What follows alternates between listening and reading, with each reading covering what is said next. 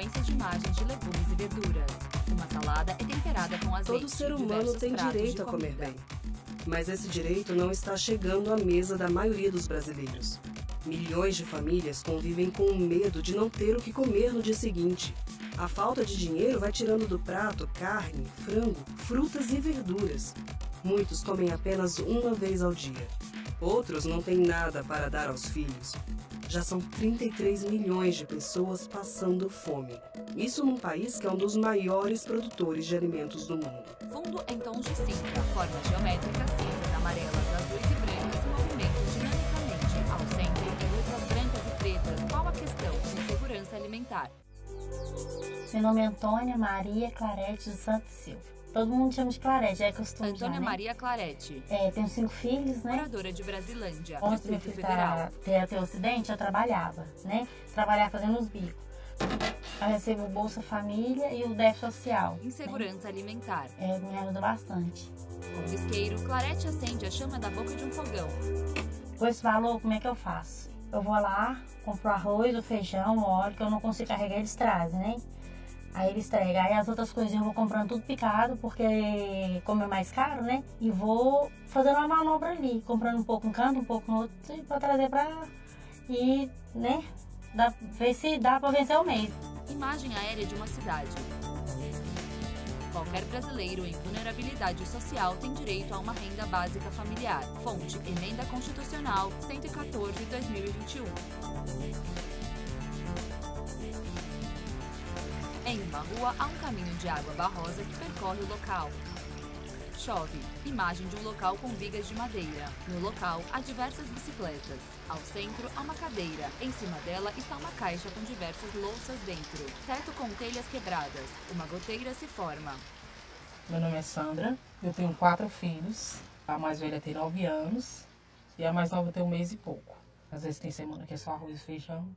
Às vezes eu consigo comprar um frango, né, que dura mais, uns 3, 4 dias, e um pedacinho de carne. Sandra de Souza. Porque carne também tá um absurdo, né? Moradora da Estrutural, muito Distrito caro. Federal. Local de paredes brancas. Um homem caminha pelo corredor. Daniel Balaban, representante no Brasil do Programa Mundial de Alimentos, WFP ONU. O homem é Daniel. Em um escritório, ele se senta em uma cadeira.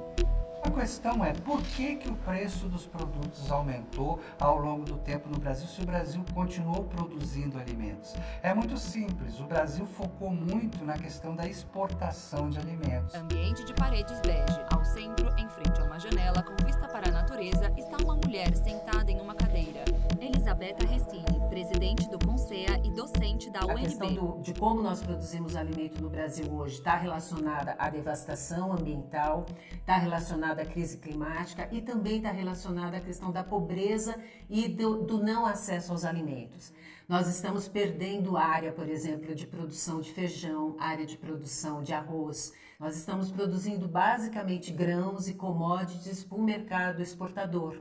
E como o dólar ficou supervalorizado perante o real, ficou muito melhor para o produtor brasileiro, ele ganhou muito dinheiro exportando alimentos. Então 1 quilo de arroz, por exemplo, que é vendido, né, no exterior por X, né, é um preço justo perante o dólar. Quando você pega este mesmo preço e transforma em reais aqui no Brasil, ele fica muito supervalorizado, acima do poder aquisitivo da população. O componente alimentar tem uma presença importantíssima na inflação como um todo, e se você olhar só a inflação de alimentos, ela é maior do que a inflação geral. Ah, não é difícil, é triste, né? Porque dinheiro também não é fácil. E eu sei que todo mundo tem o direito de comer, né? De comer bem. Área externa da Fiocruz de Brasília. Painel de Atos Bucão. Entrada: Espaço Café, Ciência e Cultura. Fiocruz, Brasília.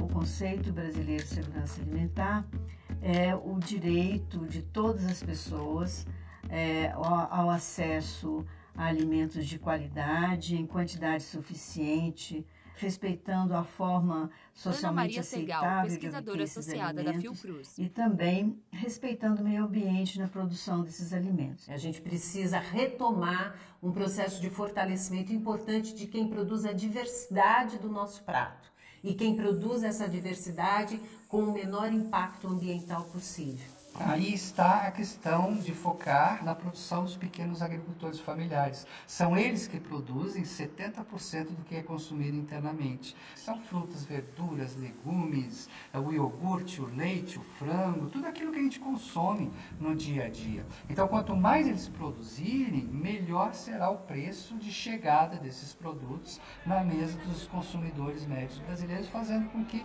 diminuam os preços. A questão de fruta e verdura, não dá para comprar, o dinheiro não dá. Mesmo a questão do grosso, não dá. É raro quando dá para comprar alguma coisinha assim, quando tá na promoção, sabe? Raro, raro, raro. Às vezes eu não consigo comprar uma manteiga direito, né? O leite. Às vezes eu não consigo comprar até a questão da minha alimentação mesmo, que eu tenho que estar usando o tipo de um adoçante, né? Aí, porque eu não posso usar açúcar por causa da minha diabetes. Né? Ou eu compro o meu ou eu compro o deles. Aí fica naquela. Eu compro mais para eles, né? Aí a minha alimentação mesmo tá igual a deles, normal. Aí vou vendo assim, né? Porque o dinheiro não dá para comprar uma alimentação mais saudável, né?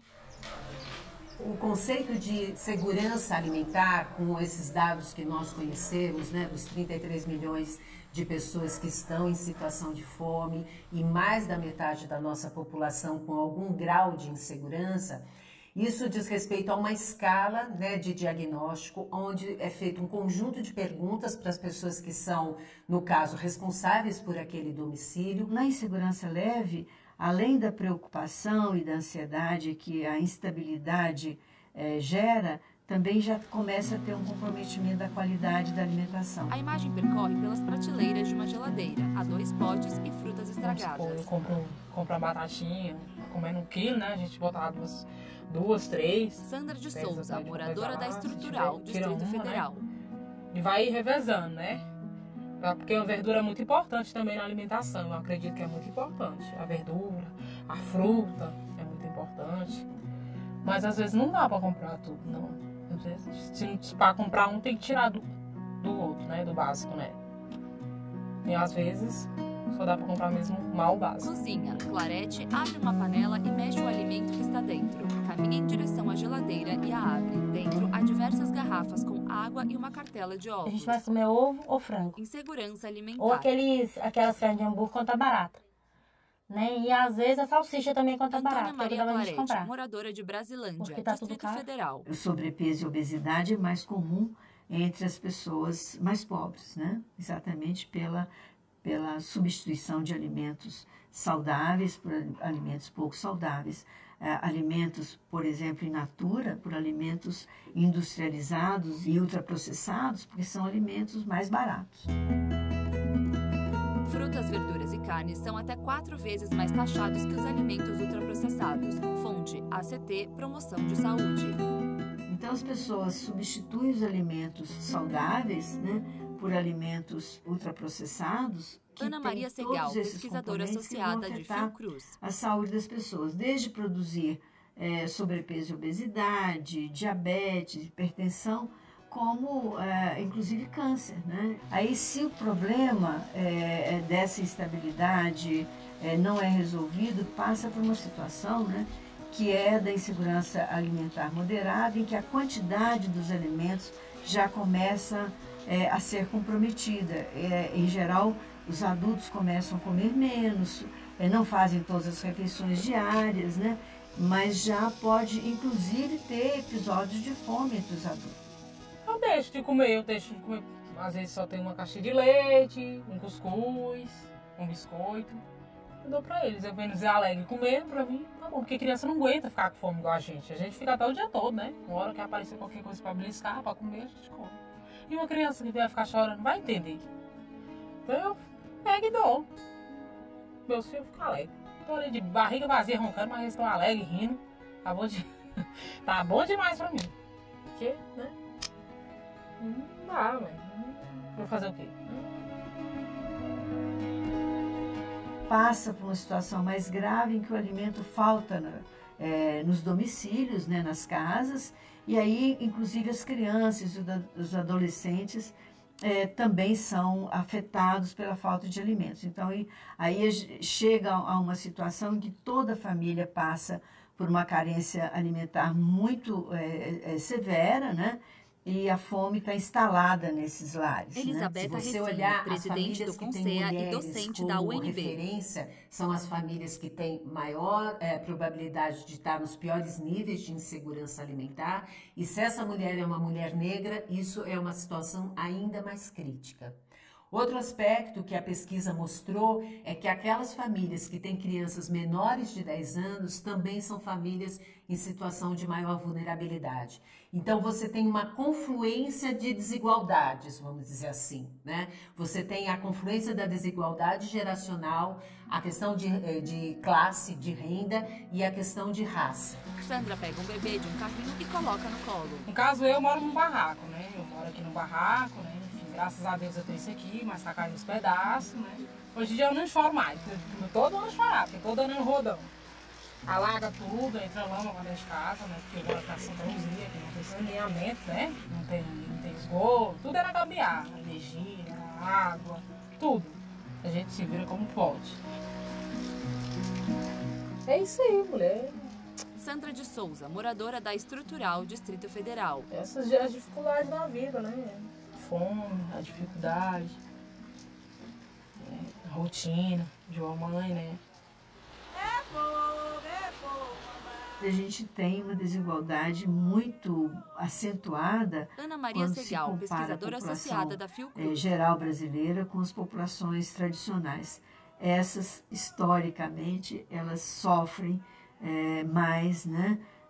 O descaso, a ausência do Estado, né? No chão, há uma criança sentada. Ela possui pernas finas e a barriga inchada. Um grupo de crianças indígenas caminha em uma estrada de chão. Quando você mexe, né, com o ecossistema, você vai estar também interferindo na produção de alimentos daquelas comunidades, né, que vivem daquilo. Então as pessoas têm que entender a culpa, né, dos indígenas, dos quilombolas, os ribeirinhos passarem dificuldade, passarem fome, são daqueles que invadem o seu espaço Daniel e começam Balaban, a representante do atrapalhar Brasil o seu do Programa ecossistema. Mundial de Alimentos, Então eles estão WFP, acostumados à ONU. caça e à pesca. Se você destrói a caça e envenena os rios, como é que eles vão se alimentar? Cerca de 30% das crianças indígenas são afetadas por desnutrição crônica. Entre os Yanomami, o percentual supera 80%. Fonte: Unicef, Fiocruz, FUNAI e ISA. Tem pesquisas científicas mostrando que a fome na infância ela vai gerar doenças crônicas na vida adulta dessas crianças, né? Especialmente sobrepeso, obesidade, diabetes, né? Hipertensão. Nossos mecanismos biológicos são afetados até em nível de genes para o resto da vida, né? Por exemplo, as mulheres que engravidam, que tenham esses antecedentes, elas podem passar para a sua geração futura, né, para os seus filhos, condições que comprometem a saúde dessas crianças também. Mais de 1/3 das crianças brasileiras têm anemia, e a anemia é um fator importante para inibir o crescimento infantil. Nenhum alimento substituto do leite materno tem a qualidade do leite materno. Então, o aleitamento materno é fundamental de ser protegido, de ser promovido, de ser estimulado nessa fase de vida. Agora eu tenho minha pequena e não dá para me trabalhar no momento, mas eu pretendo sim voltar a trabalhar, porque tá difícil, né, as coisas, né? 36% dos lares com chefes de família desempregados sofrem com a fome. Fonte: Rede Pensão, 2 Vigizan. Eu queria tanta oportunidade de poder estar trabalhando, assim, ter uma renda melhor, entendeu?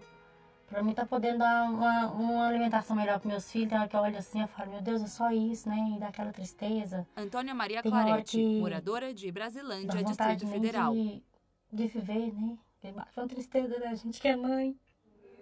Logo do WFP, Centro de Excelência contra a Fome. Bom dia a todos, todas. Nós conseguimos ter hoje toda uma tecnologia, nós falamos com qualquer parte do planeta, a qualquer instante, online. Nós temos nanotecnologia, nós temos drones, nós fazemos viagens ao espaço. Por que não se resolve a fome? Será que nós somos ignorantes? Será que nós somos tão burros que não sabemos uma solução para um problema social como a fome? Ou porque nós não temos vontade política de resolver essa questão? Combater a fome, presidente do CONSEA e docente da UNB, leva a gente ter que articular de uma maneira muito sistemática ações emergenciais que dizem respeito, por exemplo, à transferência de renda, provimento de alimentos através de cestas, através de restaurantes populares, etc.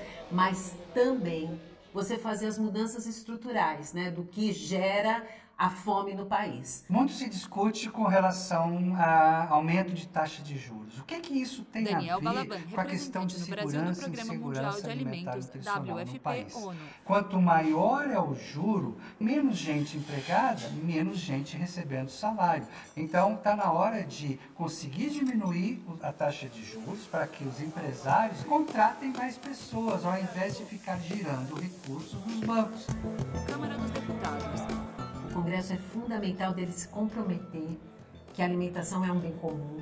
Então você precisa tanto fazer tributação de alimentos não saudáveis, você precisa desonerar alimentos saudáveis.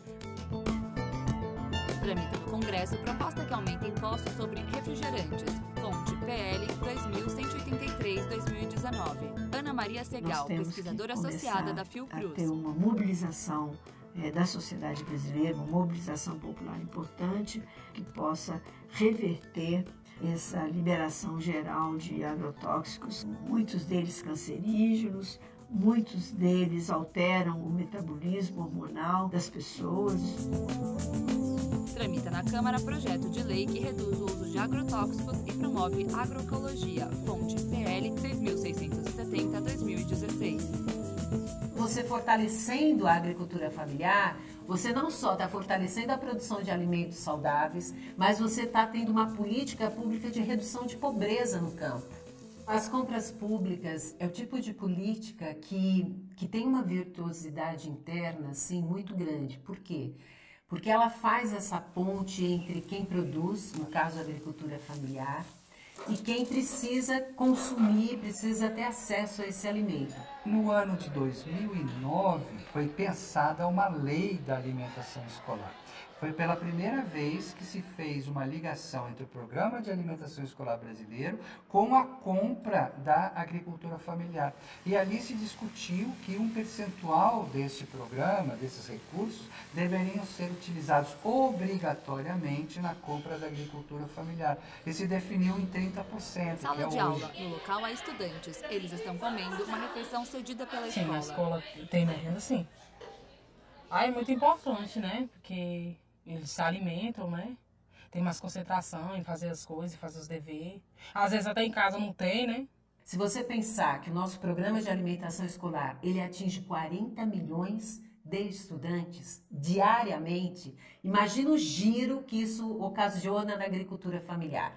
Isso gera uma melhoria da qualidade da alimentação dos estudantes enorme, porque a gente está falando de alimentos produzidos localmente, alimentos diversificados, alimentos naturais, frescos, etc. Então isso melhora a qualidade da refeição das crianças, né, dos estudantes.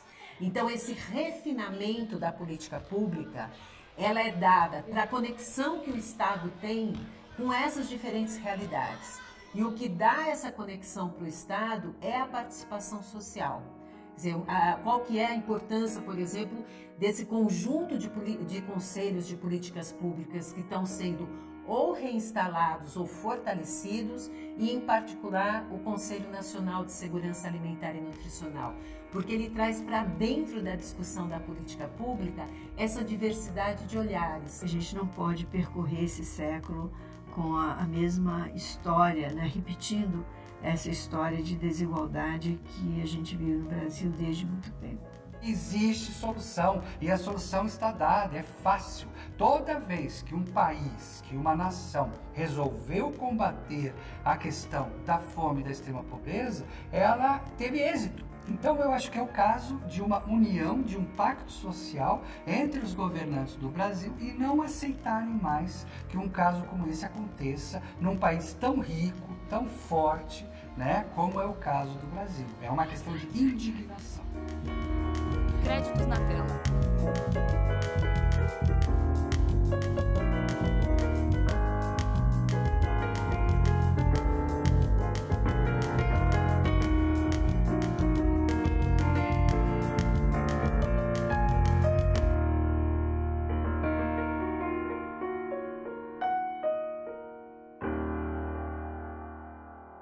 Realização TV Câmara 2023.